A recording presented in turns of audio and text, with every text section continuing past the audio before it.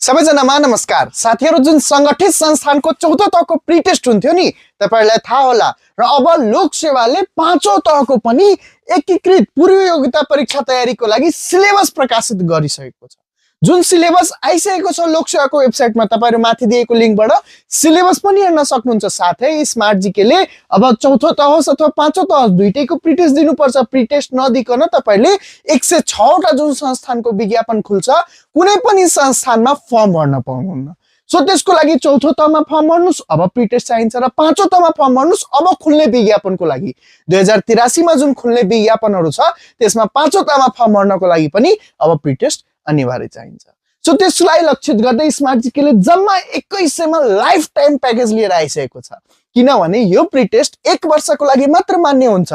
अब तपाईहरुले जुन प्रिटेस्ट दिनु भएको थियो नि कार्तिकको 15 गते जुन रिजल्ट आएको थियो त्यसपछि फेरि जुन नेक्स्ट एक्जाम हुन्छ त्यो बेलासम्म मात्र भ्यालिड हुन्छ चौथो तहको प्रिटेस्ट। सो त्यही भएर तपाईहरुले पाँचौं तहको प्रिटेस्ट पनि 1 वर्षमा मात्र भ्यालिड हुन्छ। त्यसैले गर्दा तपाईहरुले पटक पटक फी किन तिर्ने, त्यसलाई लक्षित गर्दै स्मार्ट जीकेले लाइफ टाइम प्याकेज ल्याएको छ। जम्मा 2100 मा चौथो र पाँचौं दुवै तहको प्रिटेस्ट कक्षाहरु सञ्चालन गर्न गइरहेको छ भोलिदेखि।